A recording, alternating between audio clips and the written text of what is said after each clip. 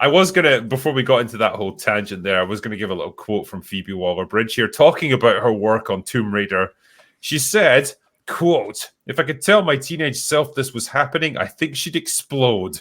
Tomb Raider was a huge part of my life, and I feel incredibly privileged to be bringing it to television with such passionate collaborators. Lara Croft means a lot to me." Bullshit! As she does to many, and I can't wait to go on this adventure, bats and all. I don't believe that you've played a single fucking Tomb Raider game in your life, actually. So, yeah, not really buying it, I'm afraid. The thing is, even if you take that at face value, and I don't really, but even if you do, look at the state of Tomb Raider right now and what the people that are in charge of the IP that have final say and like things that actually go out there, look at how they've changed the character inherently from who she was, from how she looks to how she interacts, how she doesn't actually raid tombs anymore. Like, she's a different person now than she was 20 or 30 years ago when we were playing with the cone tits. You know what I mean? It's just a different character. So even if Phoebe Waller-Bridge was being heartfelt with this, which I don't believe she is, I don't see any hope for this thing to be good. The only Tomb Raider product to be released in the past at least 5 years that's actually gotten unadulterated praise has been the remaster of the original Tomb Raider trilogy on the PlayStation. Like they did like a graphical upgrade for it and stuff. Everyone loved it because it was classic Lara Croft, who actually raided tombs, who was unapologetic about being just essentially a treasure seeker, and was just fun, sensual, like didn't care, and wasn't concerned about having to cover up and having to return artifacts to their proper owners. That was like the essence of what made Tomb Raider compelling. And it's the only reason we got it was just a little glimpse into the past, because the remastered, or should I say the rebooted Tomb Raider games have just been a slow descent into disaster, because they are fundamentally incompatible with modern, like the modern philosophy for making video games. They don't work in that, and they've tried so hard to bend Lara Croft around the message, and they can't do it. They've broken the character instead, and I have no doubt that they will do the exact same with a TV show. It's not looking good, especially with Phoebe Waller-Bridge behind it. There's an odd kind of correlation you can kind of figure out, like, because there's a lot of elements with Tomb Raider, the character, in terms of her background, what she did, raiding tombs and everything like that. And the more stuff that they try and rewrite, all these peripheral and sometimes fundamental things about the character, there is also a reduction in the size of two things as well that seems to correlate quite accurately. I'm not sure if you've noticed that. The law. Yeah, two things that were quite prominent and associated with the character. Just her shoe size. Yeah, her some shoe of the size. guns. She used to have bigger guns. That's true as well. I mean, they tried to work around this with, well, they had the Angelina Jolie movies, which she emulated Lara's look pretty well, about as well as any human female could. Big guns as well in that movie. Indeed, guns. Yeah. I stand by the fact that I liked the first Tomb Raider movie. The first Angelina Jolie Tomb Raider movie, I think that was a lot of fun. It was dumb as fuck, didn't make a lick of sense, don't care. It was really good fun. Was that the one with Daniel Craig, or was it the second one? No, that was the one with Daniel Craig. I liked it. Ian Glenn was the bad guy too. Yeah, and he was a suave motherfucker. But they tried to go down the reboot road with the Alicia Vikander one. It was just boring as fuck and forgettable. The only thing I liked about that was Walton Goggins, because he's Walton fucking Goggins, and he's just awesome at everything. But speaking of James Bonds, wasn't Pierce Brosnan in that one? Wasn't he the dad?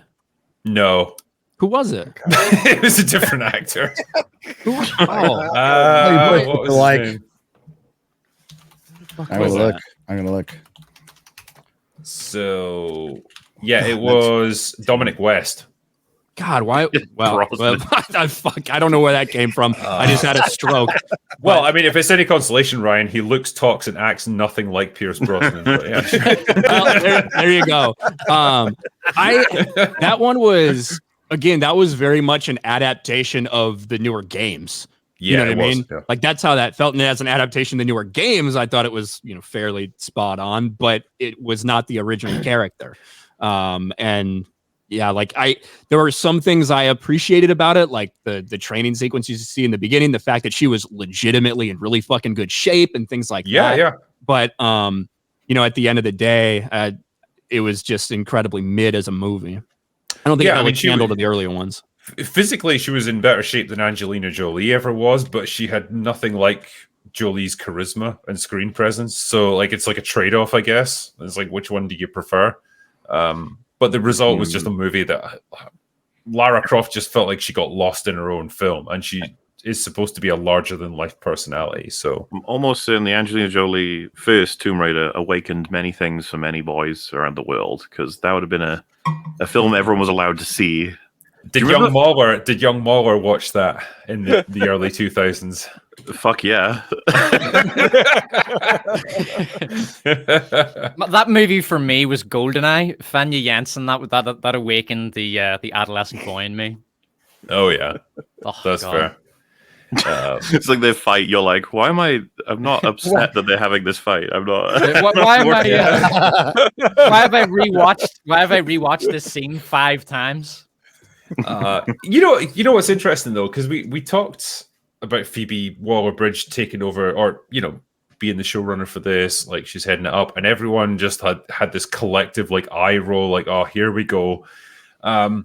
She has this terrible reputation now amongst the internet, I guess, and for the life of me, I'm still kind of struggling to understand where it came from, because she's essentially done nothing of note since she came to Hollywood. Mm-hmm. She did Fleabag, that put her on the map, and that's, by all accounts, it's actually a pretty good show. It's pretty well written, pretty well performed. It's actually a pretty smart examination of relationships, and I guess the ways that a very flawed female protagonist can go wrong in life. So I'm not going to knock Fleabag for what it is. That's fair enough. But since then, she hasn't really done much. It's like she's this threat. It's like she's like a nuclear missile. Like the power of her seems to lie in the threat of her use rather than her actually doing anything. I know she was in Indiana Jones and the Dial of Destiny, but then she didn't write that. She was just an actress. There's 3 things that I can recall, right? There's 2 things that she was in as an actress or even a voice actress that people fucking hated. Indiana Jones, Dial of Destiny, and Solo. She was the feminist droid in Solo that got destroyed, which was the best part of that. She didn't write that, right? Yeah, exactly. So I wouldn't blame the actor for that. The third one, and Gary might have to help me remember, but I believe she was brought in for the last James Bond movie to help rewrite it for the Me Too era. If I recall, she did, but I think you can pretty much tell the exact scenes that she wrote. Yep, it's the scene where Bond has to make contact with Ana de Armas, like her character. Because right when he rides bitch on a freaking moped. No, that's when he's with whatever Lashana Lynch. Lashana Lynch, yeah. No, this bit is when he's with Ana de Armas, and they have this kind of awkward, just semi-flirtatious interaction where it's a big misunderstanding, and she's not interested in sleeping with him. I'm willing to bet that's the scene that Phoebe Waller-Bridge wrote, and it's not great, but it's not super offensive either. It's just a kind of bland, goofy, awkward British comedy kind of scene. That's all that is. And so I don't think she ruined that movie or anything. I just think she's been touted as this big deal in Hollywood, and people keep trying to make her into this big thing, but she hasn't really actually done anything since Fleabag, essentially. And that was 8 years ago, I think that premiered. So it's been a long time. But somehow she's acquired this reputation as just the fucking franchise killer who just comes in and destroys everything before her. It might be justified in Tomb Raider's case. She might make an absolute hash out of it. But I don't know yet. It's just interesting, the perception of her versus what she's actually done. she was the face of the final destruction of Indiana Jones. When people think about Indiana Jones and the Dial of Destiny, they like the visual aesthetic of that is Phoebe Waller-Bridge. She became so associated with that movie visually that I think that's where a lot of that hate came from, and it was deserved because she was such a dreadful character in that movie. She was terrible in it. She was just awful, absolutely awful for that part. I mean, that part shouldn't have existed. But if you're going to absolutely insist on giving him a female companion, Jesus Christ, don't give it to Phoebe Waller-Bridge. I think she was bad for the action scenes for sure. It was so awkward looking. What made her okay for genre? Like Fleabag's not genre, so why all of a sudden is she in like the nerd space at all? Like what? It's only because she checks the right boxes. She was a one woman hype machine. She became basically the token feminist of Hollywood and yeah, you know, success can propel you into a lot of things, but I don't understand where you get Fleabag to James Bond. I don't know. I can't even understand. You said it. It's because she was a woman. She was a woman who had a show that was regarded as, I mean, it was critically successful. It was commercially successful. And so Hollywood shit themselves and thought, oh my God, here's a woman who is really, really talented. Quick, let's go get her. And she could put two words together on a script. Yeah, she put got her on everything. She got absolutely fucking catapulted to the top of the totem pole. That's part of it. So people in chat, by the way, they keep going on about Killing Eve. Yes, I know she worked on that, but I looked up her credit. She only wrote like 3 or 4 episodes of that, and then she was just an executive producer. I hated Killing Eve, so I wouldn't call that a good example. I know. No, I didn't particularly. I didn't care for it. Some intersectional feminist garbage, but I still wouldn't call it. Would you call that genre? I like that fits with Indiana Jones. No, like, I mean, no. They're trying to put a square peg into maybe James Bond, but not Indiana Jones and Star Wars and Tomb Raider. In terms of her acting, her screen presence only works for a small sort of TV screen, that kind of indie feel, that local British scene. She doesn't work on a big cinema screen next to Harrison Ford. She just looks awful on that kind of in that kind of scene, in that kind of setup. She's not that kind of actress. She's not made for the silver screen. She's like an icon from journalists posting their L's rather than, you know. Yeah. But yeah, like she's not. I know what you're saying. I know what you're saying though, Drinker. You're saying that it seems like anytime she's announced to be involved with something, people just automatically, well, this is going to be the biggest woke disaster we've ever seen. And you're asking, is it really deserved based off like her resume? Like how much stuff was she involved in? It was her fault that it was bad versus just being involved in a project that happened to be a fucking failure and stuff like that. Yeah. And I think it's like this interesting conglomeration of like, she's clearly a writer with feminist sensibilities. She's British. She had this like quite strongly feminist show that put her on the map. And then she's been associated with movies that had like, again, like feminist elements, but perhaps those things weren't necessarily her input. But that's what propelled her, Drinker. That's why she's not, you know what? She's a mid talent at best. She's not particularly funny. She doesn't write particularly well outside of her own show, which it's been proven since then.